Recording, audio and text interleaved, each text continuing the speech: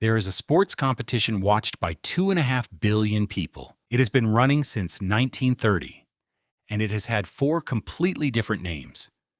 Each name change tells a story about empires, about independence, about identity.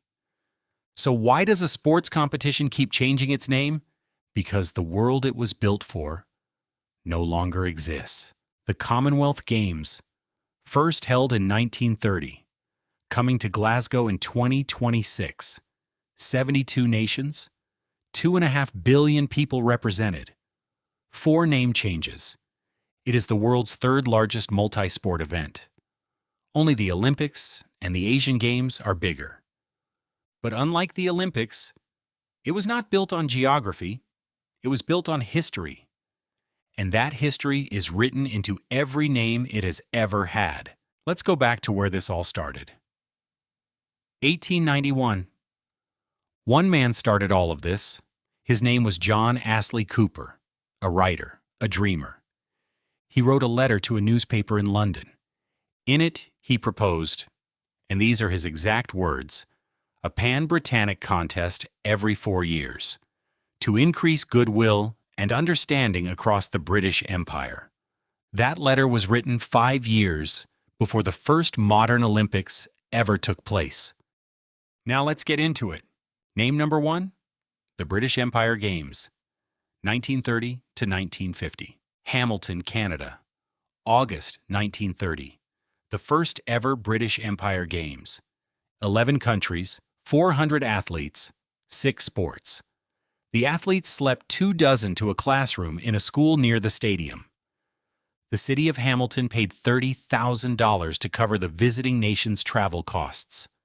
Women were only allowed to compete in swimming events, not athletics, not boxing, just swimming. The name said everything about who was in charge. British Empire. No ambiguity whatsoever. But by 1947, India gained independence from Britain. Pakistan, Burma, and Ceylon all followed. The British Empire was beginning to dissolve, and the name had to change. Name number 2, the British Empire and Commonwealth Games, 1954 to 1966. This was a compromise name for a very complicated world. The empire was shrinking. The Commonwealth was growing. So they put both names in and hoped for the best. But the problems went much deeper than a name. South Africa, apartheid, a government that legally separated people by race. As far back as 1934, the Games had to be moved from Johannesburg because South Africa's government refused to allow athletes of color to compete. By 1961, South Africa left the Commonwealth entirely and was subsequently banned from the Games. Name number 3, the British Commonwealth Games, 1970 to 1974. Edinburgh, Scotland, 1970.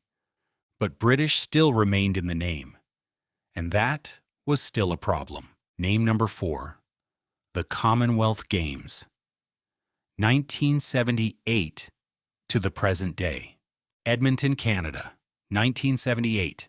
British was finally dropped as well. The new name said something different. Not Empire, not British, just Commonwealth.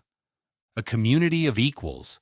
The 2026 Games in Glasgow begin on July the 23rd, the first Commonwealth Games held under King Charles III.